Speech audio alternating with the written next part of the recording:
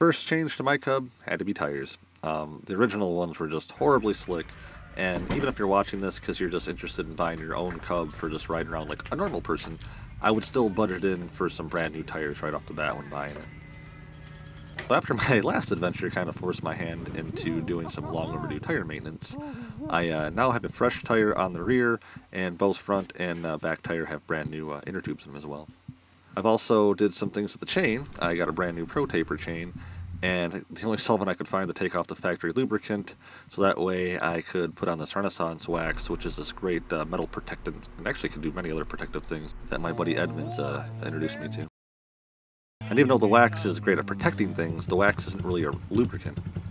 So I had to do some research, and I found this other wax-based lubricant called Chain Saver, which also has Teflon in it. So now that's all sussed out. I have a dry chain, and the front sprocket is now a 13 tooth instead of the original 15 tooth, which did amazing things to the fourth gear actually. This top case bag thing, whatever you want to call it, was originally designed for a fly fisherman, but I find the size and shape was perfect for what I needed. My side panners here, or whatever you want to call them, originally ammo cans, and in this one, I'll talk about the contents later, but I keep a pouch in here so that way if I blow out a panner I can use that as an alternative. And inside is all rubber sprayed to keep things a little quieter.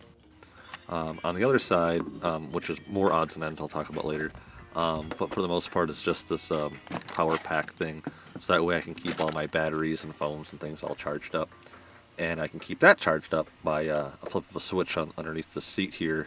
When I say seat, it was originally a seat from a folding chair, which is now my rear rack, which is also a location where I keep my Dynajet computer controller, which you can see here where the original rack used to, well, still kind of sets, but now holds the chair.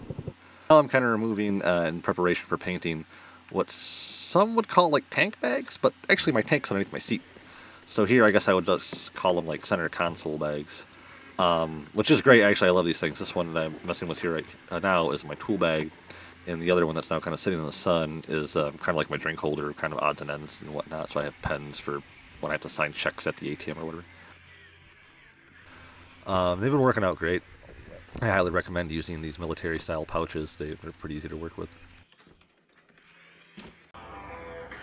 Most everything's taped off now, and we can get ready with the first blast and get rid of all that scuffing done.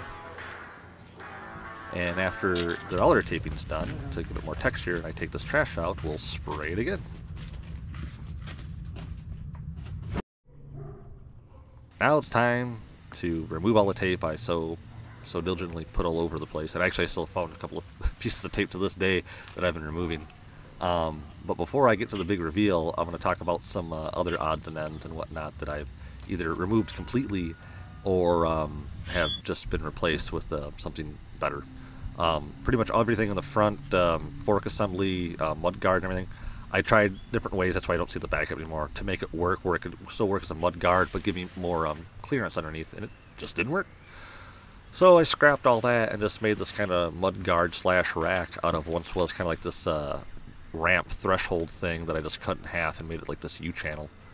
The rear shocks, again, kind of like the tires, I would recommend replacing them with this or something better. And when you do, if you want to keep your chain guard on, the top piece kind of has to be cut out to fit that lower adjustment. And I did that for a while and realized actually it's just better to get rid of the top piece altogether in my book. Kind of like get rid of these altogether. They're just attached kind of silly in my mind, and it kind of leaves you with standing on rebar, essentially, but it works for me. So here's the before picture, which kind of is not the greatest, but there we go. And here's the after. I'll admit, I'm always forgetting to get really good before stuff. I gotta remember to do that more often. It's just kind of silly for the reveal when there's nothing to precede it. But I think things turned out pretty good. What do you think, Felix? So that's it for this episode. I might squeeze out one more episode. If not, I might just use the first real episode of On the Road to talk more about gear and whatnot. So until then, take care out there, and thanks for watching. Bye. Was that all one take?